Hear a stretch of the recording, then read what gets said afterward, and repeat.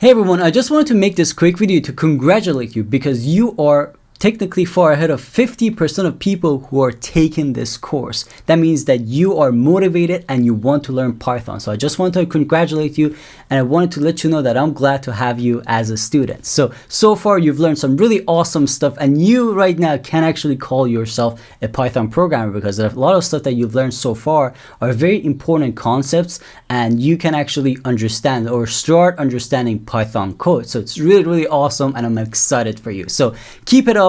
Continue watching the videos. If you need to take a break, make sure you do that because I don't want you to just overwhelm yourself with too much information. Make sure you do the practices. That's very important to make sure that you get used to writing code and using your mind to actually develop code in your mind and actually turn it into the code on your computer. That's very important to actually put these things into practice. So again, I'm really honored to have you as a student, and congratulations for sticking with it so far. Let me know if you have any questions, and I'll see you in the next section.